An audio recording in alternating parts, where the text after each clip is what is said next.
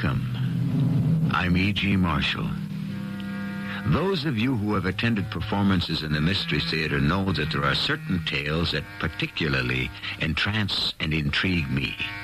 They deal with the unusual, the unfamiliar, the unexplainable. So I have turned today to that master of mystery, Wilkie Collins, who has a habit of coming up with a story that always makes me say, why, that's not possible. Or is it? Xavier Yardley Zenith, can you hear me? Yes, I can, Uncle. It's me, Xavier. Are you a ghost? Why didn't Father Daly bless my coffin?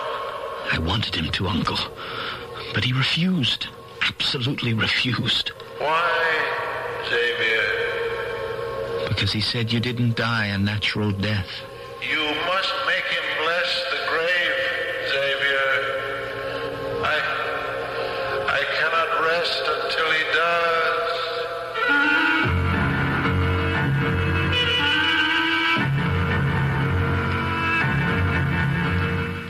Our mystery drama, Shadows from the Grave, adapted from a story by Wilkie Collins, was written especially for the Mystery Theater by James Agate, Jr., and stars Christopher Tabori. I'll be back shortly with Act One.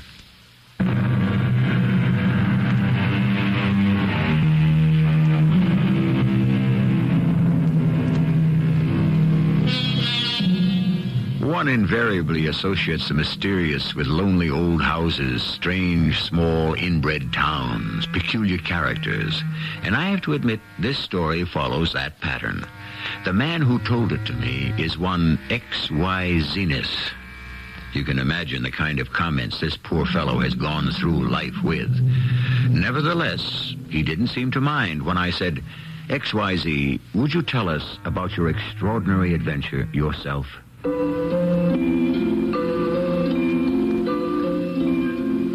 Having been christened Xavier Yardley Zenith and suffered with those initials all through school in California, I decided that when I got to the job age and became very good in photography, to open up a studio of my own. Call it Zenith of Hollywood. Not an unusual word in Hollywood, where everything is the top, the best, the ultimate, the zenith. Two things occurred in April of this year which totally changed my life. One, I planned to marry.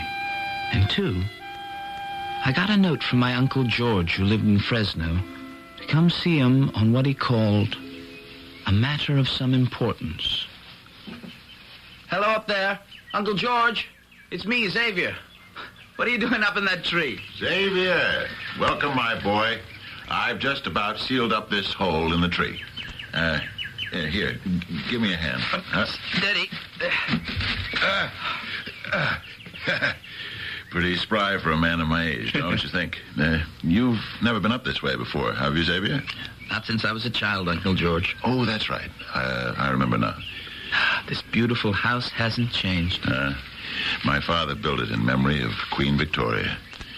Well, what happened to this big old oak? Struck by lightning? No, it's the woodpeckers and squirrels that make all these holes. I've just had it with the noisy beggars.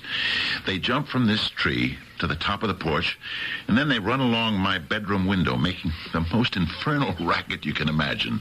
So I've just been sealing up a few of their nesting places. Let them find apartments elsewhere, I say. What about that big hole on the other side of the tree? Maybe tomorrow I'll mix up some more cement. Say, boy, you always go around with 2 cameras hanging around your neck? Photography is my business, so I'm always prepared just in case. Huh? Is there a living in it? You sell your pictures? I used to do better. Took shots of movie stars on location, did a lot of newspaper and magazine work. But work has thinned out. I have a proposition to make you. Since I gather that picture-taking business isn't too profitable these days, I think you may be interested. Are you married? I'm just about to be. This coming Saturday, matter of fact. Good. Then what I have in mind might make an excellent wedding present. I'm not a rich man, Xavier, but comfortably off. 59 acres, orchards, gardens, this house, and a private family vault on the premises. You're joking. You own a mausoleum? Death is not a joke, Xavier.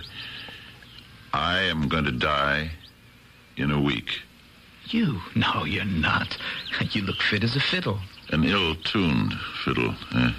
No, death is only a few days off for me. I've known it would come to this for some time, so it's no surprise. I'd like to show you where I'm going to be buried. Here we are. That's Carrara marble and Vermont granite. Those two locks on the bronze door are an invention of mine. Mind if I take a picture of it? Not at all. There's no one in your private mausoleum now, is there? No. There was. No. No one. Now, Xavier, I want you to pay particular attention. 2 keyholes and 2 separate brass keys. There is a very good reason for the 2 locks. When I am laid to rest inside this vault, Xavier, I don't expect I shall be trying to get out. But I do not wish anyone else to get in. But why would a person want to? It's not necessary for me to explain all that to you now, my boy. I turn the handle, and so. Not spacious, but not crowded. My final home. Uncle, if you don't mind, could we go back to the house now? I'm not at my best in mausoleums. All right. I've shown you everything. We'll sit ourselves on the porch, and I'll tell you what's on my mind. Have you ever sat in a porch swing, Xavier?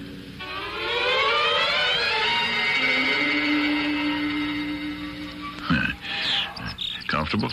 I love these old swings. Xavier, I have no choice. You are my only living kin. There is no one else. I'm leaving all my worldly possessions, this house, the contents, the grounds, everything to you, on one condition. You must live here, and every day, every single day, mind you, you must go to that mausoleum and make certain there's been no one tampering with the locks. Uh-huh. And that's the only condition, Uncle? The only one. I certainly appreciate your generosity. Can I think it over and let you know? I'd like to talk it over with Catherine. Absolutely not. You're going to agree right now. But, Uncle... But what? You can have your Zenith of Hollywood office right here. This place is plenty big enough. You can turn the solarium into a studio if you like. I don't care. I won't be here. It's all decided then? Good. I'll have Henley take you to the top of the hill. A good view, and you can see most of the property. Have a tug at that bell pull, will you, Xavier? My dear boy, you don't know what a relief this is. My fate lies in your hands. Wait just a moment, Uncle. I haven't agreed to this inheritance yet. But if I do, and I find someone's been at the locks of that mausoleum, what should I do? In my desk in the library, bottom right-hand drawer, is a letter of instructions. The envelope has one word on it. Joshua. Did you say Joshua? But, unless someone has been trying to break in, that letter must never be read. You rang, sir? Yes, Henley. This is my nephew, Xavier Yardley Zenith. He's going to be living here. I want you to acquaint him with the property. Very well, sir. Goodbye, Xavier. I shall not be seeing you again. Have a good walk. Well, my dear Joshua, your old friend George Zenith has found a way to outwit you. Do you hear me, Joshua?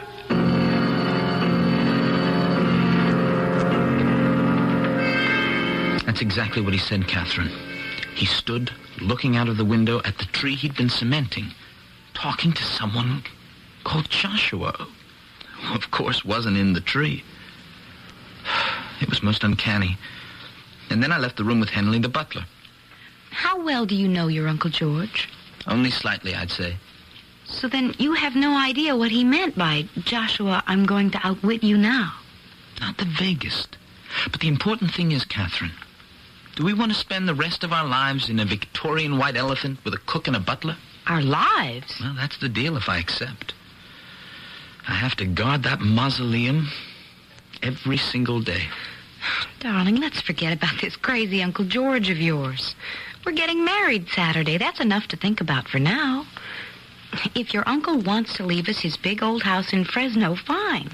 I love old houses, especially when it's a free gift. You didn't promise anything, did you? No, I didn't. Saturday, Catherine and I tied the knot. Nothing fancy, just a few friends at the registrar's office on Hollywood Boulevard. About a dozen of us drove out to Laguna Beach for a wedding breakfast, and we just got around to toasting one another in California champagne when my service tracked me down and left a message that Uncle George had died, and would I come back to Fresno. I'm Father Daly, Mr. Zenith. Your uncle came occasionally to our church. Father Daly, this is my wife, Catherine. How do you do? I'm sorry this sad occasion has brought us together. Not a very auspicious first married week, is it? It's hard to believe. He seemed so healthy. And when he talked about being dead in a week... Did he? Yes. I thought it was his macabre sense of humor. How do you suppose he knew? Well, if he intended to take his own life, then quite naturally he would know. Well, surely no one thinks... My son, no one knows. When is the funeral service? Well, there isn't going to be one in the strict sense of the word. No funeral? But why not, Father? Well, I'm afraid Mr. Zenith's uncle may not have died a natural death. The medical examiner said an overdose of sleeping pills. Oh, but couldn't that have been an accident? I mean, he told me he had a lot of trouble sleeping. Oh, of course it could have. Which is what the coroner decided, death by accident. But so long as there's the slightest suspicion, which you have rather confirmed just now for me, I cannot bless the grave. I could bite my tongue for telling you what he said, that he'd be dead in a few days. Had you kept your uncle's intentions secret, that indeed would have been a mortal sin.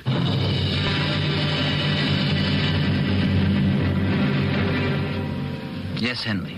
You wish to see me? I do, sir. Cook and I want to leave. You wish to leave this house? But why? While your uncle was alive, there were some very peculiar things going on, but out of loyalty, we just couldn't go. Peculiar things that frightened you? Oh, yes, indeed, sir. Strange voices and goings-on and awful shrieks, like someone being attacked. Terrifying, if you ask me. I quite agree with you. Have you heard such noises since my uncle passed away? No, Mr. Zenith. Well, then I suggest to you, the noises died with him. Now, I'll double your salary, Cook's also, and I don't want to hear any more about your leaving. You put it that way, sir. We'll be happy to stay on. Every day, I'd go out and check the locks on the family vault. Catherine and I started making over the solarium into a studio, and I ordered equipment for a darkroom. But then, one night, I had a strange dream. Xavier Yardley Zenith. Is that you, Uncle George? Why didn't Father Daly bless my coffin? I wanted him to, Uncle, but he wouldn't. He said there was some question as to how you died. You must insist he bless the coffin. I cannot rest until he does. Uncle George, am I really talking to you? Or am I imagining things in my sleep? Promise me you will make Father Daly bless my remains. Otherwise, I am lost. I am lost.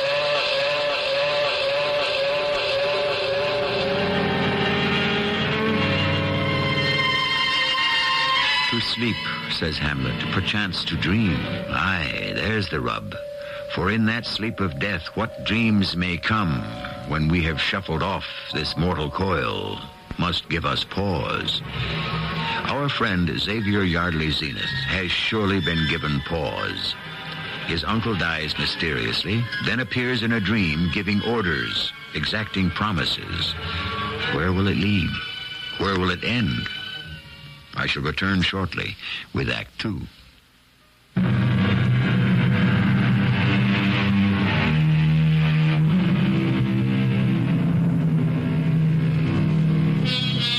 It has been an enigma for thousands of years.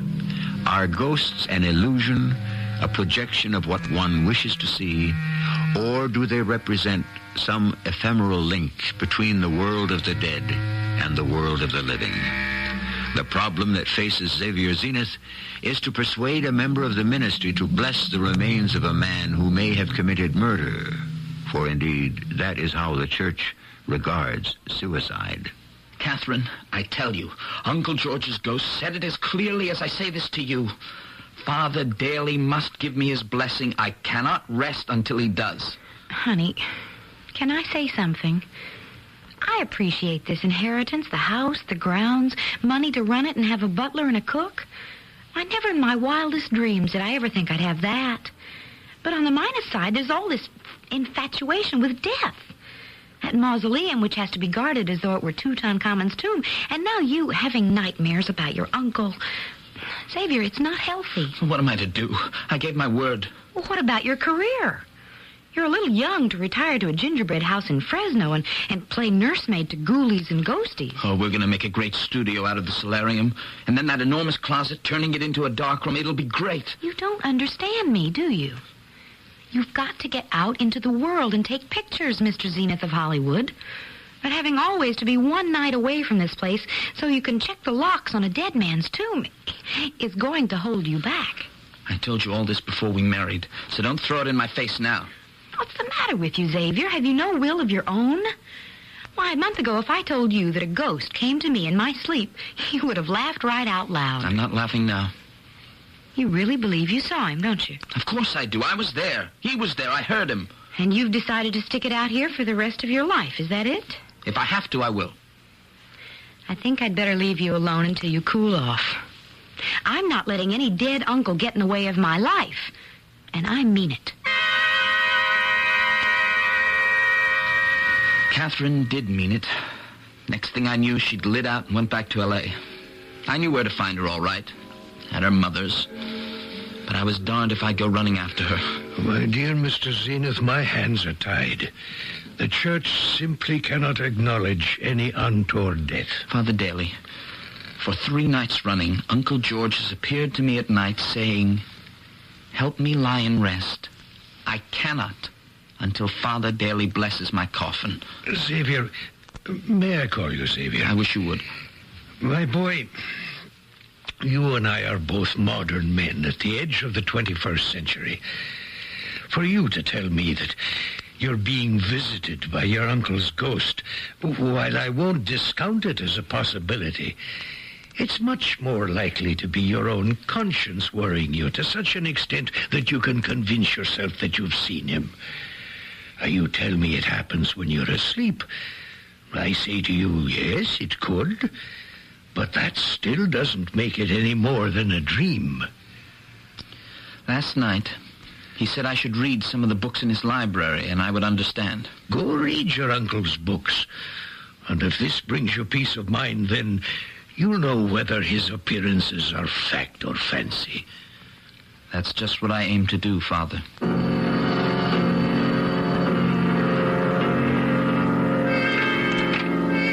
You rang for me, sir? Yes, I did, Henley. Come into the library and shut the door behind you. Did you know my uncle was greatly interested in black magic? Well, I did tell you I was aware something strange was going on. He and Mr. Tree, they did some kind of... I don't know what you'd call it.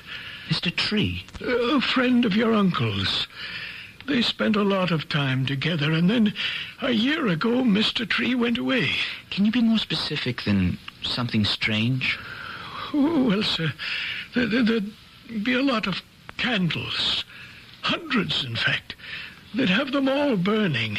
And there'd be incense and chanting. Right here in the library, Mr. Zenith. I'd been reading these books, and what amazed me was how many of them deal with the power of black magic. I remember him asking me to bring home a cup of holy water from the church, and I said to him, well, sir, you're supposed to go to church in person and bless yourself with holy water, not bring the holy water here. And your uncle said, getting the holy water is the easy task.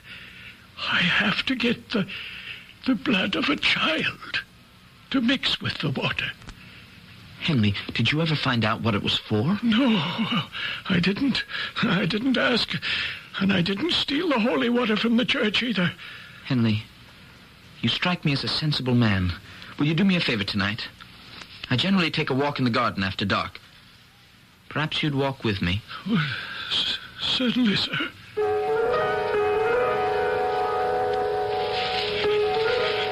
I see you brought your camera, Mr. Zenith. Can you take pictures with only moonlight? Oh, yes. Film is so fast nowadays, I could get a picture of you at 20 feet by the light of one match. Now, this part here, where we're walking, is this also part of my uncle's property? Well, I should say your property, sir. This is all part of it. And that brook, too? Okay. Let's walk to the other side across this footbridge. The path seems to continue downstream. Over there. What's that little stone building? Oh, that's the mausoleum, sir. Oh, so it is. By moonlight, I'm afraid I'm a little discombobulated. Oh, wait. That's a good shot from this side of the brook. Mausoleum reflected in the water. Yeah, I think I got it. Henley. What's that? What's what, sir? The figure of a man. I just saw him in my viewfinder. Then he disappeared. Where, sir? There. Again. Can't you see it? Yes, there was someone. He's moving away from the mausoleum. You see him? He's wearing a long cape almost to the ground.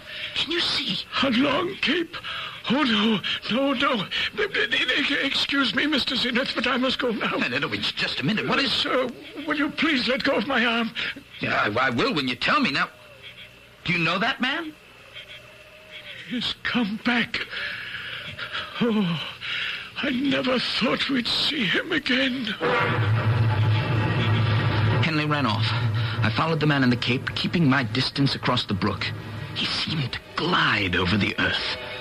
I ran across the footbridge towards him, and then he disappeared. I turned back to the house, and suddenly there he was, standing against a big oak tree. And then he seemed to melt right into it. I do apologize, Mr. Zenith, for my behavior last night, leaving you like that. Yes, I was rather puzzled. You're a photographer, sir, and so I have something to show you. This snapshot. Do you see that, man? Yes. It's very like the thing I saw last night, a hunched-over man with a long cape. What? It looks like he's talking to someone. Someone out of camera range, possibly. Well, that's the peculiar part of it. He was talking to someone. I took a picture of the two of them. But the other man's not in the picture. Are you saying this person we can't see was there but didn't register on the film? I don't think I understand. Perhaps it's better that you don't, Mr. Zenith. What about the man whose picture you got? Do you know him? It's Mr. Joshua Tree, sir, when he used to live here. And now he's come back. That's why I must beg you for your understanding and indulgence. Mrs. Henley and I simply cannot stay for a moment longer. But even if it is Mr. Tree who's come back, why must you leave, Henley? I can't say any more. I really can't. But if you want my advice, Mr. Xavier, if you value your life, you leave here also.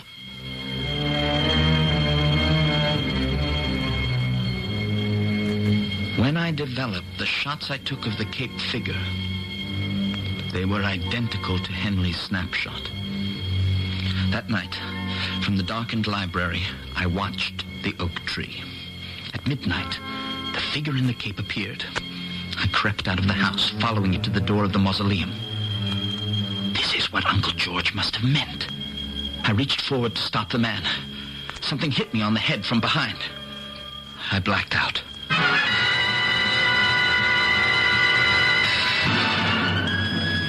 Xavier, are you all right? Oh. Catherine, what are you doing here? Am I dreaming? Don't ask so many questions. That's quite a bump on your head. Here, let me help you. No, I can make it all right. Oh. Whew. Whoever hit me wasn't kidding. Just stop talking and lean on me, and we'll walk slowly back to the house. Catherine, this gets more mysterious every minute. But the biggest mystery is how you just happened to show up. I'm your wife, remember? I decided I was being stupid, so I came back. No, darling, you don't have to hold me up. I can make it all right. You're not going to trip and fall again while I'm around. Catherine, I didn't fall. Somebody hit me. Xavier, what are you talking about? I saw you at the mausoleum when I came out of the house. I saw you step back and fall over. There wasn't a soul in sight. You didn't see anyone near me? It's after 2 in the morning. When we get back to the house, to bed you go and not a peep out of you. You don't believe that I was hit from behind? I believe my eyes, and they didn't see a thing.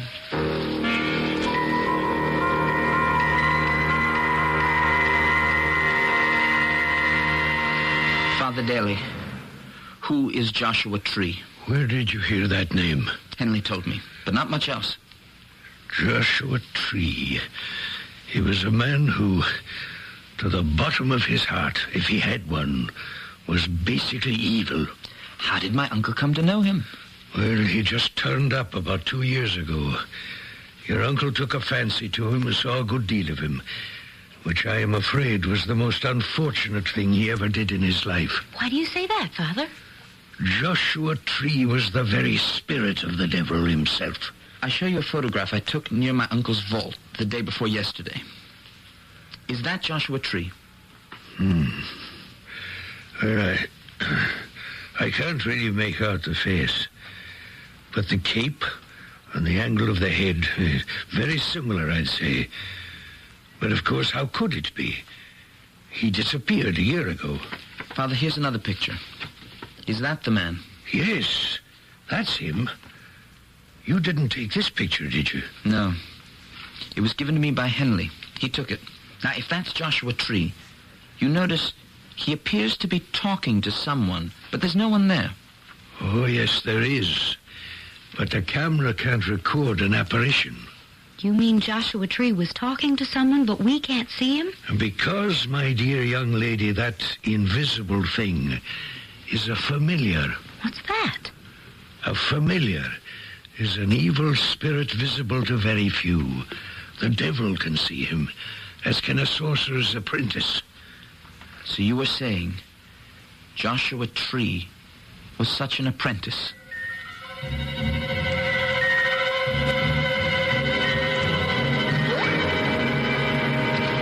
Xavier, are you in here? There's nothing here. I'll try this drawer. What are you doing? There's nothing. What do you mean, nothing? I mean, there's nothing in any of my uncle's desk drawers. And he told me there was. Xavier, why don't you answer me? Because I don't have any answers. Let me see if I can get under this desk. Knock the wood. Maybe there's a secret drawer. Ah, yes, it's hollow here. Listen. One of these drawers is short. Behind it, there must be. Yeah, here. I'll pull this drawer out, and I'll put it on the floor. Then, I reach back inside. Yes, I feel something. An envelope. Well, here she be. How did you know it was back there? Before he died, the last time I saw him alive, Uncle George told me that if somebody was tampering with his mausoleum, I'd find my instructions in a letter with the word Joshua written on it. To whom it may concern. So. Oh, no. Oh, no.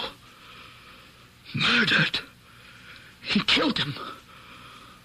Lord in heaven, What are we to do now? The ghost in the play Hamlet says, I am thy father's spirit, doomed for a certain term to walk the night, till the foul crimes done in my days of nature are burnt and purged away. Is it so with our Uncle George? Is he also doomed to eternal unrest until his sins are purged and burnt away? With the end of uncertainty, I shall bring you Act 3 when I return shortly.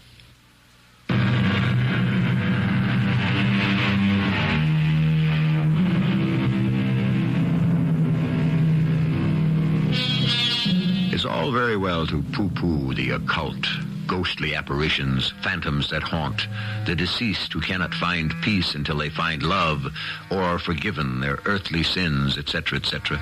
But the fact remains that time and again psychic researchers have agreed there are manifestations that defy and disobey nature's laws. And whether we like it or not, the unexplained does exist. I shall never forget that evening, for even as I stood there, the letter of confession in my hand, Catherine waiting for me to read on, we were both suddenly so overcome by the cold I had to light a fire. And this was late July, mind you. We needed a fire, we lit candles. Something compelled us to light dozens and dozens of candles. I feel warmer now. It's seeing the flames, I think. Go on, Xavier, read your uncle's letter. To whom it may concern, especially you, my dear nephew Xavier, I fear they have come to get me. They've appeared at the door of my mausoleum, or else you would not be reading this letter. This letter. Stop. Uncle George. Catherine, do you see him? Yes. Is that your... Don't be alarmed, my dear young lady. I'm sorry we did not meet before, but only your husband can help me. Is this true? Am I really hearing this? Xavier, you must find Joshua's body and destroy it. Burn it. You see, I had to kill him. I put his body in the crypt, and then it disappeared. Oh, how horrible. Catherine, Joshua Tree's death was not half so horrible as his life. I was a fool, a lonely old fool. I submitted to his black magic. I subordinated my will to his and became a crawling, craven creature. I lost control of my mind. It was all the doing of the hellish creature he conjured up from the world of the damned. His familiar. Uncle, if Joshua Tree's body is hidden somewhere, how can I find it? We will try. Anything to help you, Uncle. Persuade Father daily to bless my grave. Help me, Xavier. Help me. I'm glad you finally saw him too, Captain. Oh, those heavy summer storms. We better check the library windows. I'll do the ones on the side, Catherine. You make sure the ones facing the front are tightly shut. Look! The fire in the fireplace. It's going out. How strange. Well, it must be the downdraft blowing down the chimney. Now the fire's gone out. Oh, the candles are going out. Must be some strange air circulating in this room. Let me get the electric lights. The switch is by the door. Well, that's funny. Nothing's happened. Can't you turn the lights on? No way. Well, that happens often in the country. Get a big storm and the electricity just shuts off. I'll look out the front library windows and see if there are lights in the other houses down the road. Xavier, come here. There's someone out there. Look, pressed against the big oak, a man with a cape. And next to him, a tall kind of man. They're both huddling against the trunk of the tree, trying to keep out of the rain. Catherine, the tall one, it's turning around from the tree. It's looking right this way. Can it see us? Oh, a hideous face, like death. The eyes. Do you see those eyes? Now it's beckoning to the man in the cape. I see him. Is that Joshua Tree? In spirit. For I'm sure now where his body is. Where? In that tree. That's why Uncle George was so haunted? Oh, it's all clear to me now. That time, I followed Joshua Tree to the mausoleum. They were trying to get at the corpse of Uncle George. It was the familiar who knocked me down.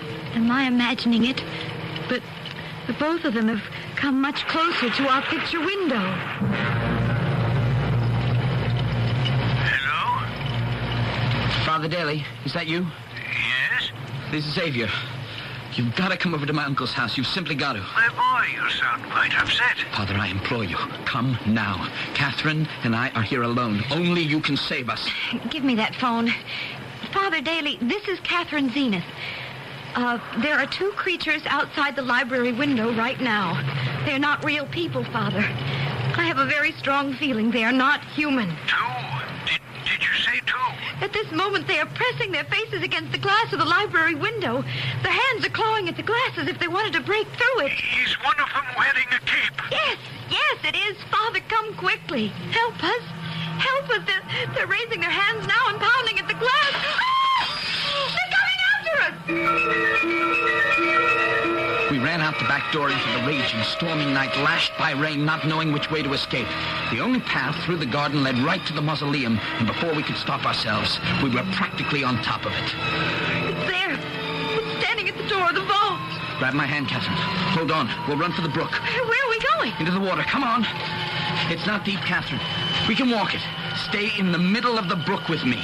You see, these evil spirits cannot follow humans into water. If we just keep moving, it'll give up. I'm sure of it. Oh, I hope you're right. It's got to give up before I do. I was right. The thing gave up, finally, and by the time we'd climbed to shore, it had gone. There we stood, the rain beating down on us from above, and our legs and clothes soaked from the brook. Somehow, we found the main road to town and ran towards it. Oh, there's a car coming. I see headlights. Let's stand at the wayside of the road. After staying alive this long, I don't want to be hit by a car. Xavier, Catherine, what are you doing out here? Oh, Father Daly. Oh, don't answer me. Just get in. We've got to get back to the house. All right. Close that door and let's go. Now, tell me, you two, what are you doing standing in the road wet from head to toe? We ran from the house to get away from them. They actually broke through a plate glass window. That's most peculiar. Peculiar? It was horrifying. Why do you say that, Father? Because the spirit of Joshua Tree and his familiar are not after either of you. Well, they certainly gave a good imitation. You don't seem to understand. These creatures, the dead and the spirit they've called up, they're satanic twin, in fact.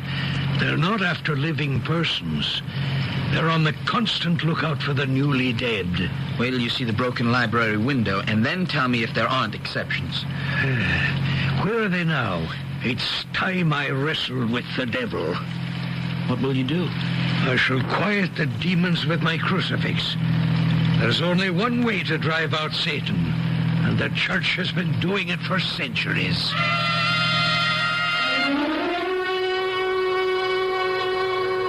Father, look.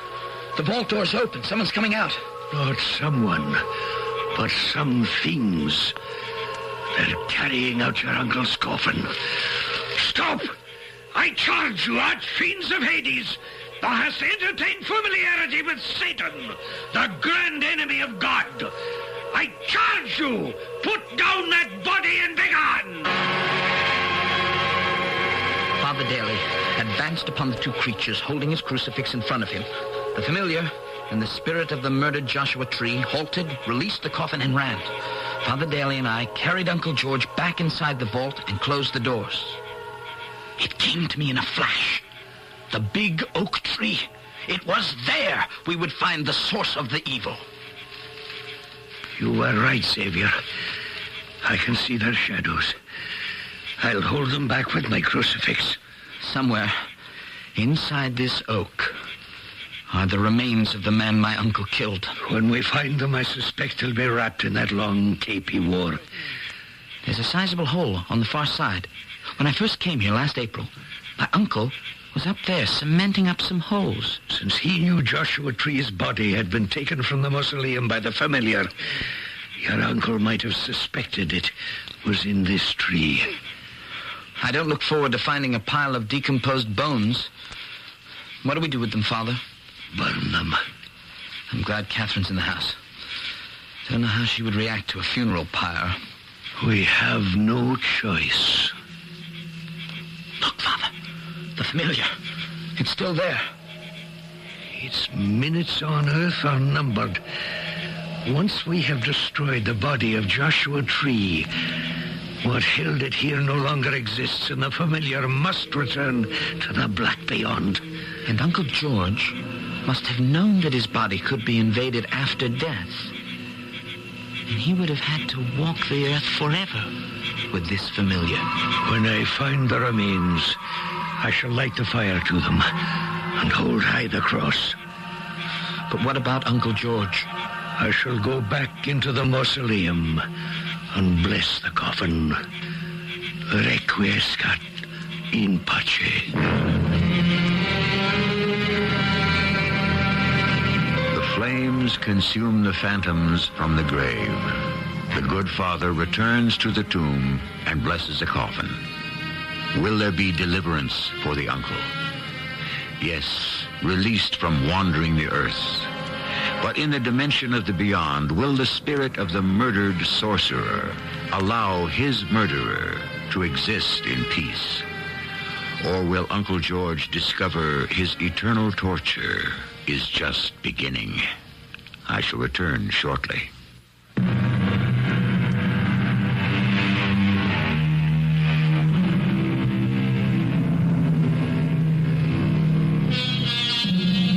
The ghost of his father is real to Hamlet.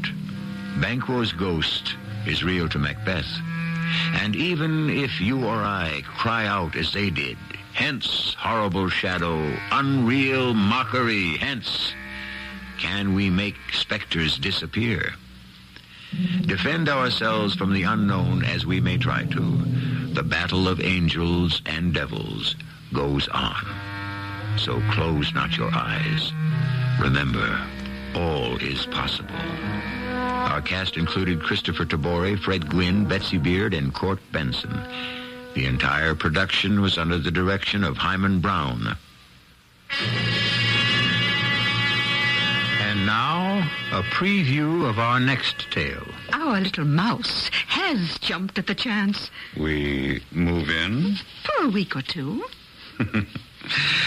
That doesn't give us quite enough time. Oh, there will be ways to prolong our stay. The sicker she gets, the more she needs nursing. How long will it take? One can never be quite sure. The young have more resistance, and we must take care. Oh, still, I should imagine within 6 weeks. Oh, and we'll be rich again. Forever, my love. Once little Amy joins the Commodore in, if you'll excuse the pleasantry, Davy Jones' locker, you and I will be set for life. This is E.G. Marshall inviting you to return to our Mystery Theater for another adventure in the macabre. Until next time, pleasant dreams.